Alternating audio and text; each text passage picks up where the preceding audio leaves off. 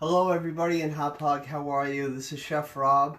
Thank you for watching always, and I know some of the patrons at Hop Hog Library, you have some kits, and we're going to make some pumpkin pie scones. Please, I hope you have exactly the same ingredients that is on the list. For you people that are just watching, please make this for Thanksgiving. You will love it. Before I get into the pumpkin pie scones, I am going to make a Simply Creative Cranberry Fruit Relish because we may have a few people come on a little bit later, but this is something I love to serve with turkey. I love to serve with a duckling. Really good. It's almost like a chutney. So I figured I'd start it now, and then as we're finishing up with the pumpkin pie scones, you'll be able to see what it's starting to look like and what it should look like. Everybody, my wife Jackie is here tonight, so if you have any questions or comments, please put them in the chat box and we will answer them, okay? So the recipe should be on the library Facebook page, okay, or their website, both of them, the Simply Creative Fruit Relish and also the pumpkin pie scones. So what I'm going to do first, I'm going to put 1 full cup of water into the pot here. I'm just going to bring that and a 1/2 cup of sugar just to a boil. And once it boils, I'm just going to have it stirred in really well.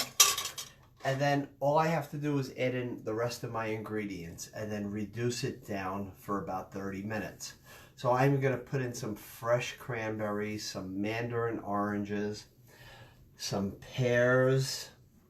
These are Bartlett pears, a Honeycrisp apple. Been using a lot of Honeycrisp apples this year.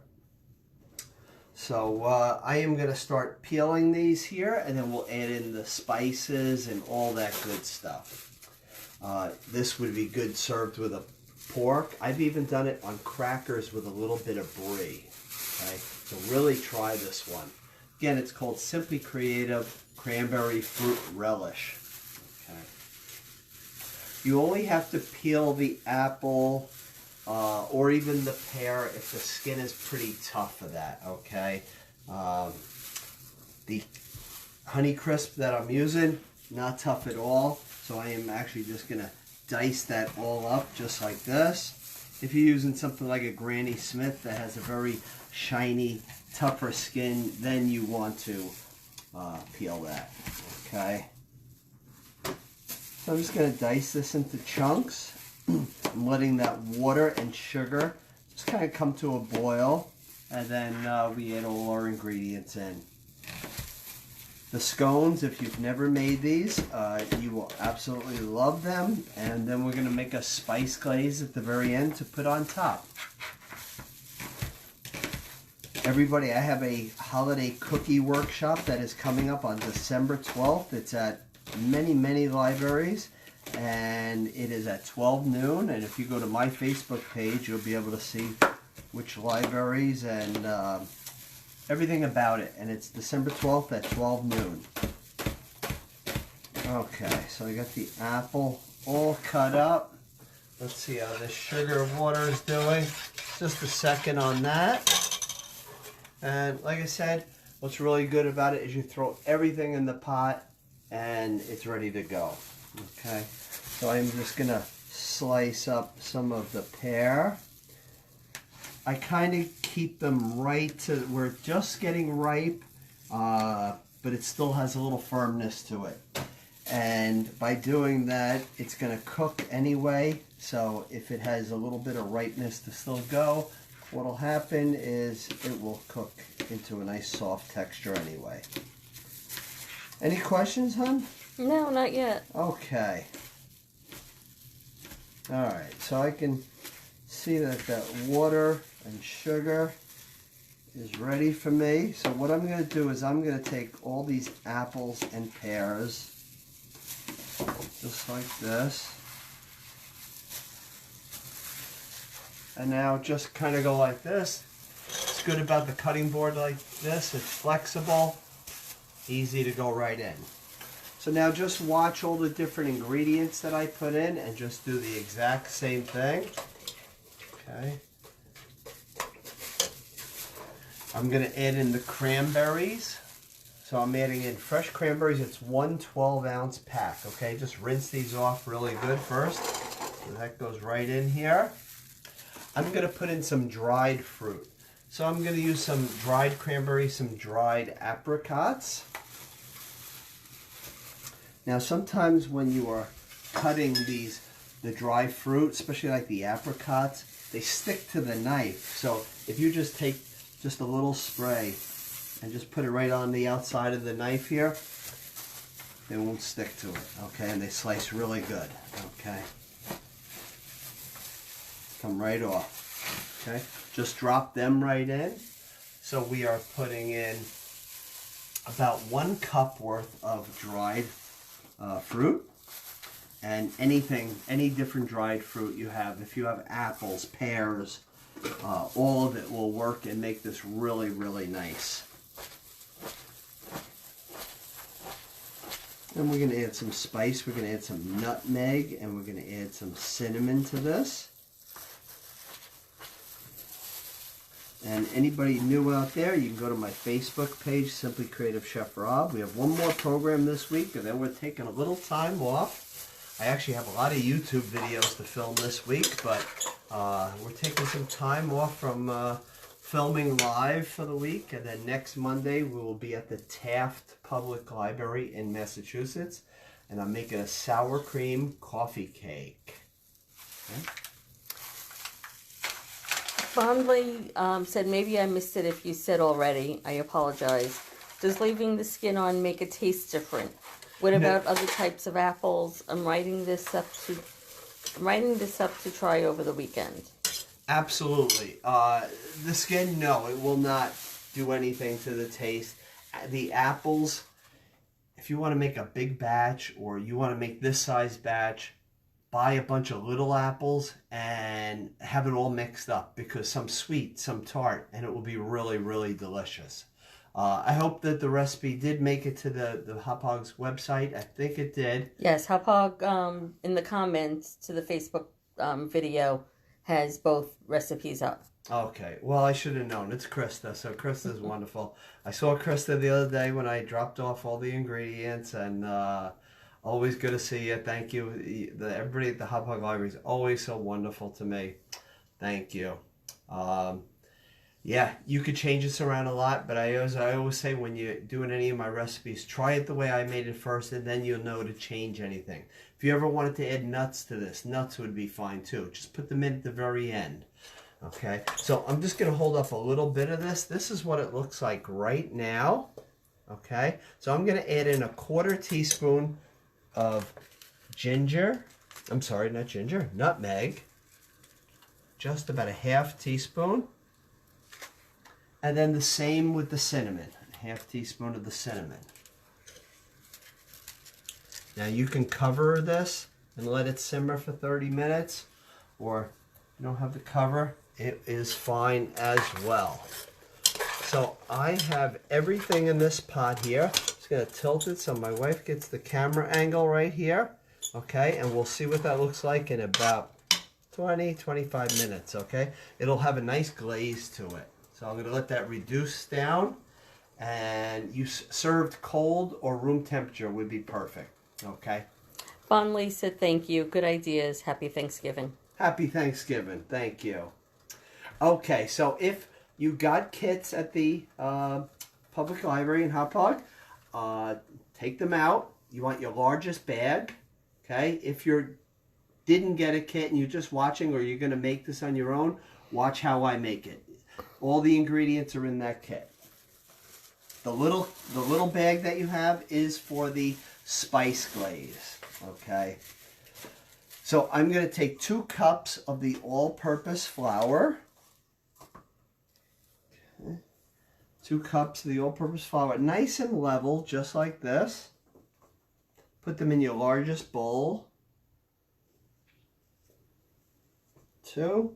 Okay, now you want 7 tablespoons of sugar.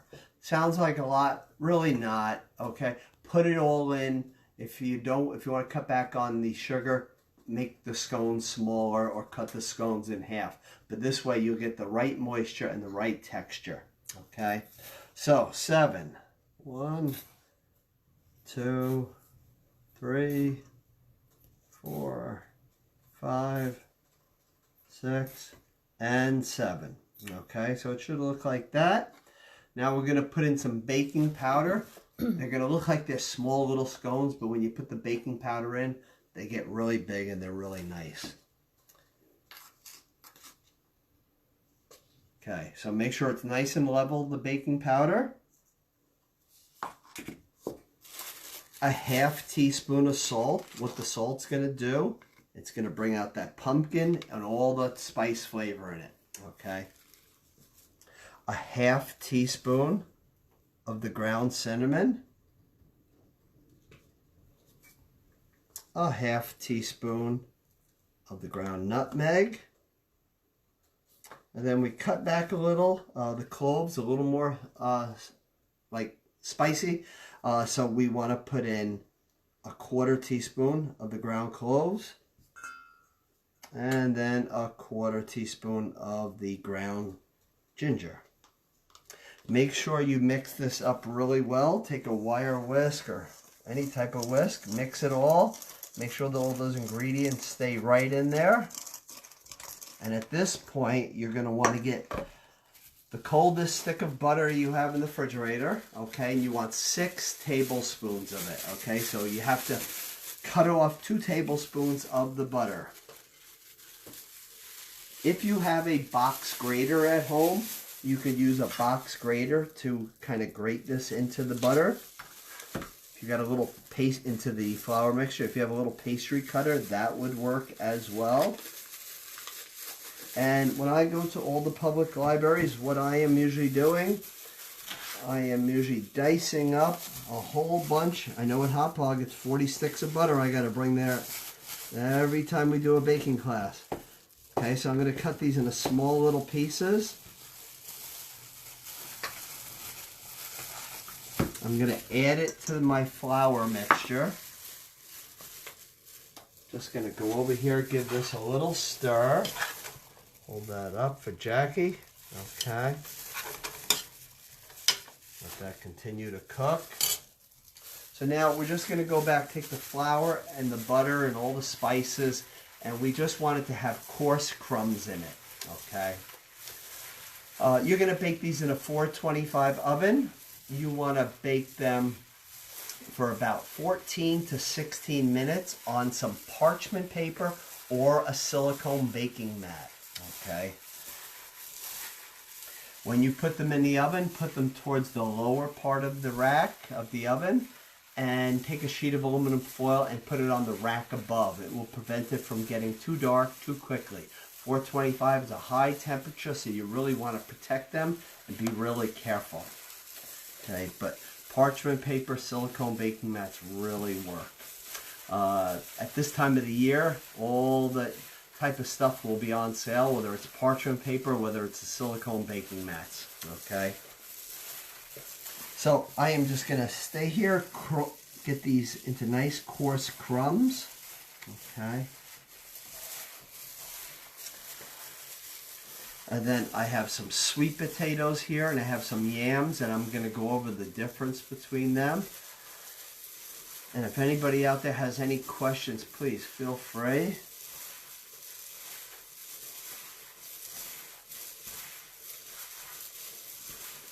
Okay.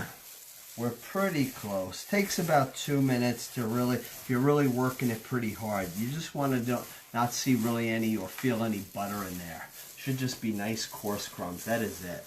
Okay. So I know we will be back in January and February and March virtually at the Hot Dog Public Library. We have a lot coming up in a lot of different states, in Massachusetts, and New Jersey, and Connecticut, North Carolina, Arkansas. So we have a lot. So keep looking at my Facebook page, and we're going to do a lot of different programs. We got a lot of stews and soups coming for the winter. Slow cooker food too. So this is the way it should look like. Okay, nice coarse crumbs. So I'm just going to let that in there. going to put this to the side.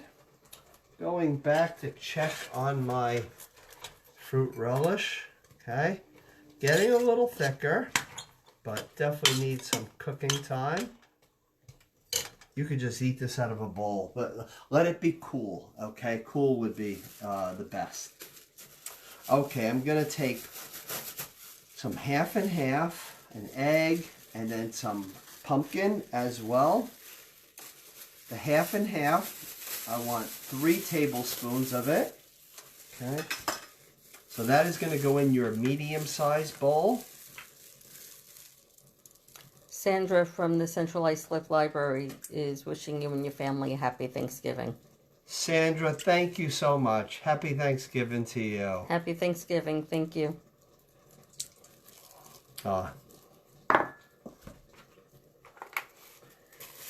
Okay, now 1 egg. Take that egg, put that right in there. And now you want a half cup of the fresh pumpkin, or I should say the solid pumpkin or the pure pumpkin. It's all the same. You want a half cup. Put that right in here. And now what I'm going to do is I'm just going to whisk that up.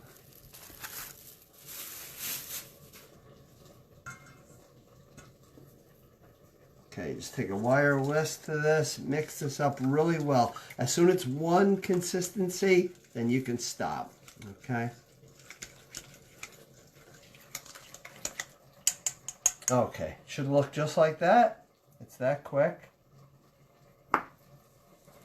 Just gonna take the spatula, I'm gonna add my wet into the dry. Like that. And now let's just toss this until there is no more flour in here. So this takes a little bit. So tomorrow night, if anybody wants to watch, it's on Zoom, but you can go to the Islip Public Library. I am doing a crustless apple crumb pie. So if you want to see that, and then I'm going to do something else. Something for Thanksgiving. So if everybody wants to watch, please feel free. Anybody have any questions for my wife? Come on. I'd love to see it. Give Jackie some questions. Okay. Carol wants to know if you could use buttermilk instead of half and half. Buttermilk, anytime. Can you? Absolutely you can. Because there are scones with buttermilk in it.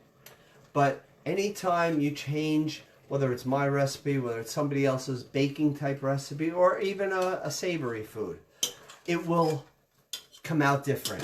So whenever you possibly can, I always say, unless it's a health issue, always try the right ingredients that's on the recipe.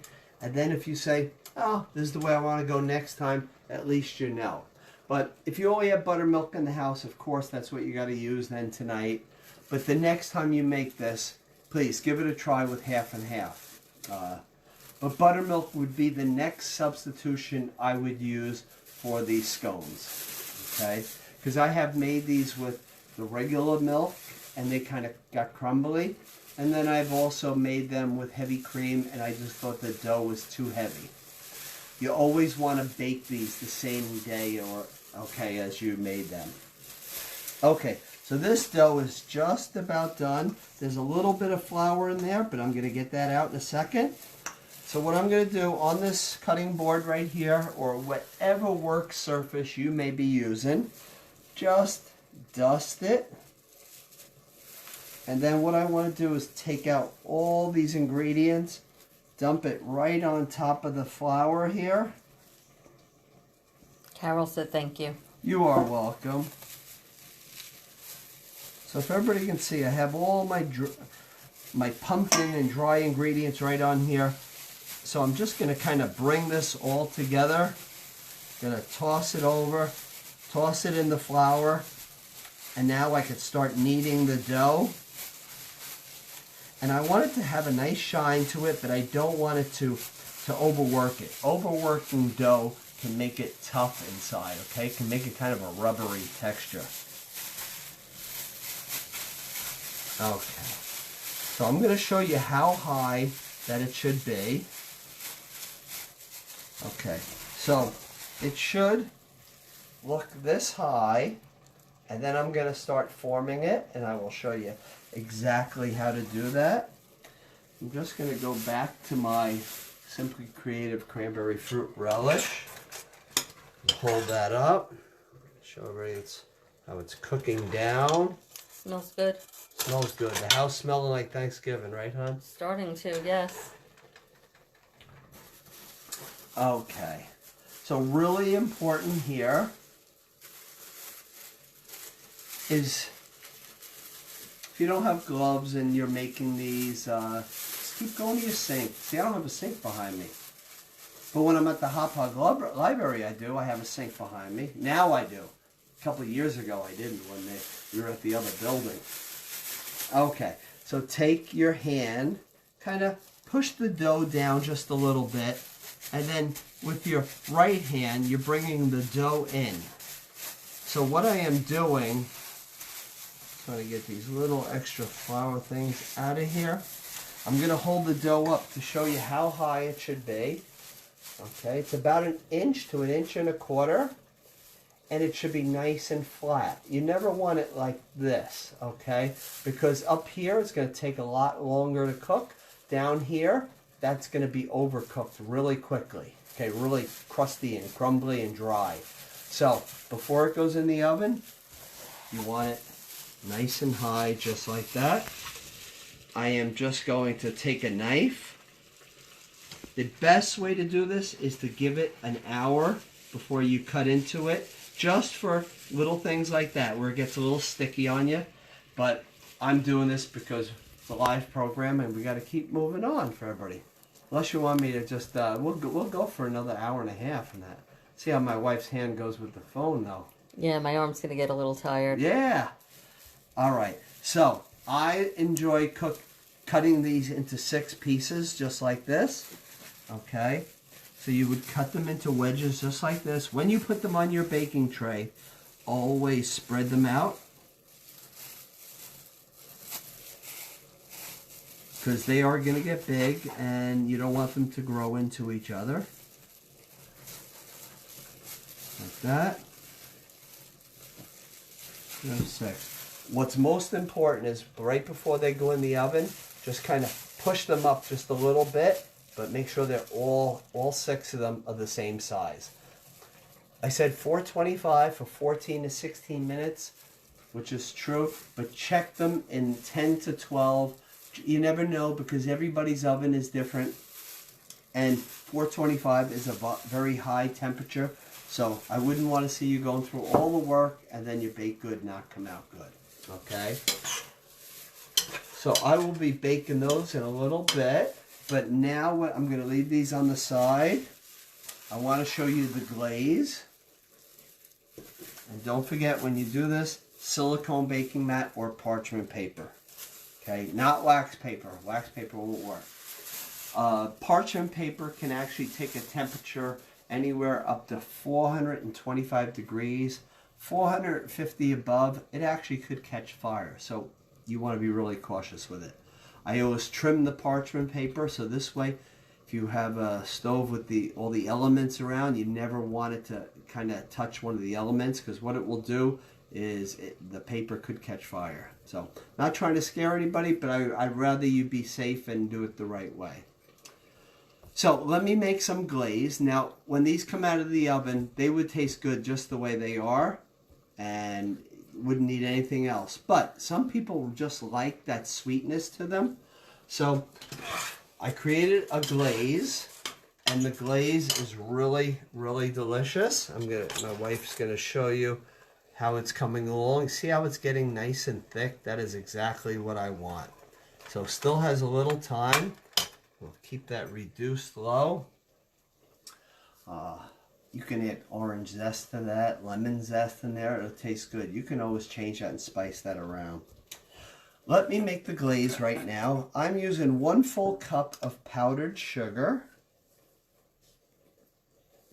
And then just to make sure that you have the right consistency, you do need to add 3 tablespoons of powdered sugar too, in addition.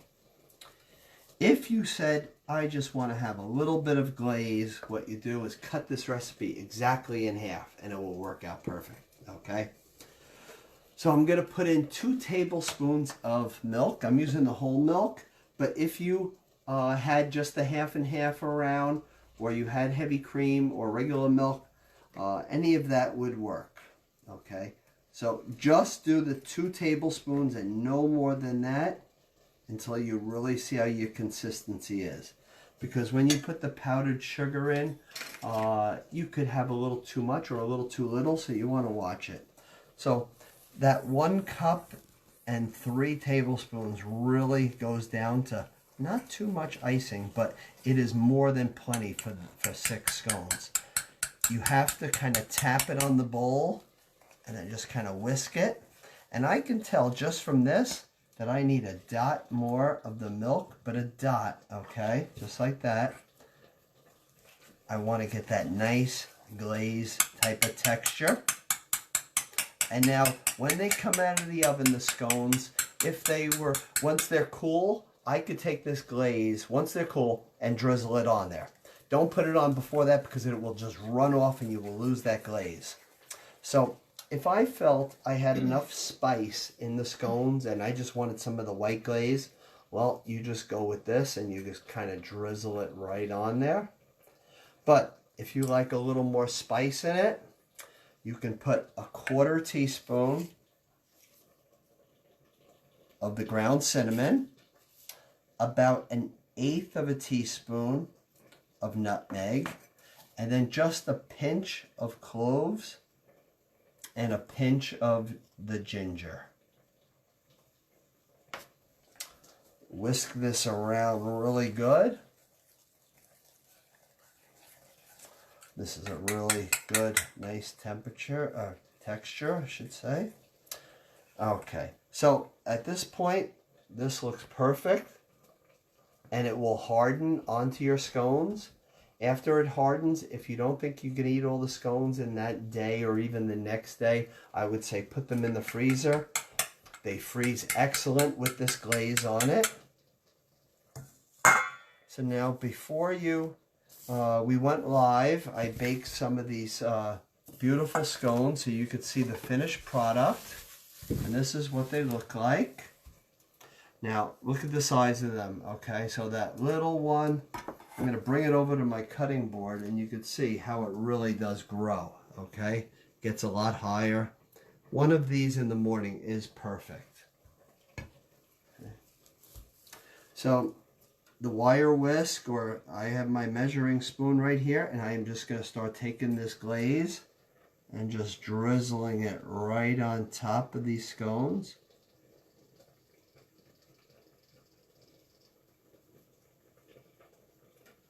Okay. Again, as much or as little as you would like. Any questions, Jackie? No. Wow. Quiet group tonight. I bet you everybody's out shopping or something like that, or getting their turkey ready. We're going to talk turkey in a minute, okay? So for you folks that need any turkey tips, I know there's some people that I've had in my classes, they said this is the first time they're making turkey, just because, you know, a lot of families are staying apart this year. So I hope that helps. I cooked a turkey for a YouTube video, and I do know the East Islip Public Library has that one on their page. I know Plain Edge Library, Comsawag, they all have it. Maria said they look delicious. Thank you so much. And now one more. And these for Thanksgiving morning, or even as a dessert, or even served on the Thanksgiving table, would be really, really good.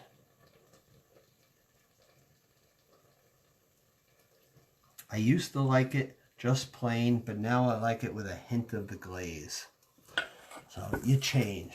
So, okay, let me get into this pot here. This is cooking down. See how thick that is getting here? Okay. Another way to kind of change this fruit relish, instead of adding the water, you can add like a spiced apple cider to it, which is really good. That would work well. So if anybody has any questions on the scones or the relish, please let me know. If not, I'm going to go on to talking about some turkey now. Okay. Nothing? No, okay. Nothing yet. All right. It's a busy week for everybody. Okay, so I typically use 1.5 pounds of turkey per person. So if you have a family of 4, in around the 7, 8, 9 pounds, I think is good. I know we typically, for 4 people, buy a 22-pound turkey, right? And then we have tons of leftovers. I did a leftover turkey class at many of the libraries already. Another way to make the turkey really good is to brine it. Some places will actually sell it to you brined already, which is wonderful. It just really keeps the meat really moist. Always, if you are not sure what the temperature is going to be, I don't think it's cool enough, but a lot of people don't have room in their refrigerator, and sometimes they put it in their garage, or they put it in their car. But if you do something like that, please make sure that you put ice in there with the water for the brining, because that bird needs to be under 38 degrees. It's really important, okay? When you cook it, it should finish. You want to take it out about 165. Don't always trust those pop-up timers either, but always take it out when it's 160, and it will rest for about 20-25 minutes. And it will keep cooking till about 165. You never want to eat a turkey under 165. And that's the same with chicken as well. Now, I always take the skin above the breast, and I take some soft butter and I rub it right on there, and I put that skin right back on it, so that butter just kind of oozes right into the turkey breast. You can take some olive oil and brush it on top, and it will get a nice crisp skin. That's really good. Basting turkey is really good, but it actually does more damage basting it because you open and close that oven all the time. Because you go from 325 to 275, back to 325, and it dries out the bird. So it's less, you don't want to really baste the turkey, okay? Yes? Marianne said, we'll enjoy making these tomorrow. Always a pleasure to watch you cook or bake. Happy Thanksgiving, Nick and Marianne. Thank you, Nick and Marianne. Thank you so much, and I hope you and your family are well. And thank you for always watching. Let me, excuse me, I just want to get back to the turkey. Finish with basting. Definitely let that thing rest for 20-25 minutes. Really, really important, because it seals in the juices. Okay. So I want to go over about the sweet potato and the yams. Okay. So they look pretty close, right? But they're not. Okay. This one here is the sweet potato. This one is the yam. That's why it's so hard when you go to the supermarket to tell which one is which. And sometimes they don't always have the correct sign in front of them. The sweet potato will either be white or a deep orange inside. Okay. It is always sweeter than the yams. The yams will always have a more potato, starchy type texture and taste to it. The yam does not have a lot of flavor. That's why you have to definitely put on a lot of cinnamon, honey, maple syrup, whatever it may be, butter, to really kind of get it going, okay? The sweet potato is from North Carolina 95% of the time, and it is lower in calories than the yam, because the yam, being more starchy, you're going to get more calories. This is just a little bit lighter. This is imported from West Africa, okay, in the Caribbean, and usually not very sweet at all, okay? So just some of the things to know about the yams and the sweet potatoes. The sweet potatoes are usually, we usually get them, again, from North Carolina. They'll be here from October, early October, through the end of December, okay? And then we go back to yams. But yams will be here all the time. Okay, so if you really want the sweet potato. So let me just tell you about some of the squashes that I have. Some acorn squash and spaghetti squash. I'm going to show you the spaghetti squash first. Okay. Spaghetti squash, it's very mild. You cut this in half and then you you take the seeds out of the inside and then you brush it with a little olive oil, a little kosher salt and black pepper, and just turn the halves upside down. And you roast them for about 30 to 50 minutes, depending on the size of this, okay? You would want your knife to just slide nicely, quickly through it, and it would be nice and tender. You open up the inside, and that is when you can season it with cinnamon or nutmeg or honey, maple syrup, butter, but does need a little jazzing up. I've done a spaghetti and meatballs in this. So the spaghetti is the spaghetti squash, and then you put tomato sauce, and then you also put some meatballs in there. So it's almost like a little bowl. For anybody out there that likes burrito bowls, use this as the burrito bowl. So no rice, cut this in half, put the seasoned ground beef or turkey or chicken in there, or vegetarian lovers out there, saute up some peppers, onions, any type of vegetables. Put it inside the squash, and then you put on the cheese, the Monterey Jack, the cheddar cheese, scallions, onions, peppers, and then you put guacamole after it's done, and sour cream, and maybe some salsa, and you make a burrito bowl inside a spaghetti squash. So it's really, really good. Another squash. This is one that we always seem to leave at the store. It's called the Delicata Squash, and you would slice this right down the middle and then cut it into little half pieces, almost like half moons. And this is known as the sweet potato squash. So it has some nice flavor to it already, and when I taste it, there's a cross between almost like if you were eating fresh corn on the cob and pumpkin pie, and you kind of combine them together. That's kind of the taste that you would get out of this. Okay, so this just needs to be dressed up maybe just a little bit with a little cinnamon, a little butter. That's good enough. You always want the squash to be fork tender. And then I have two other squashes. They are acorn squashes. Okay, so I'm going to go with the white acorn first. Okay, and of course it's yellow. Okay, but it will have the little sticker on there saying white acorn squash.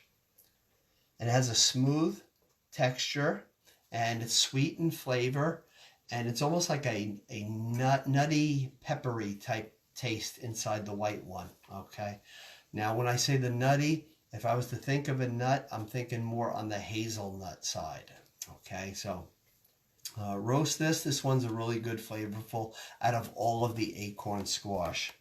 We all know the green one. The green one, very good, orangey inside, but not a lot of flavor. I just did a class yesterday in Massachusetts where it was stuffed with apples and cranberries and walnuts. And if you go to my Facebook page, you'll be able to see that class. And that one needs a little jazzing up because that is very mild, okay? And that is the same as this one here. And this one here is our golden acorn squash. It looks like the pumpkin. It's very firm, so you want it to be very firm all the way around, and that means it's nice and fresh, okay? But this one here, the golden, is very mild in taste. You would need to kind of season this one up. One of the best tasting ones, of course, is the butternut squash.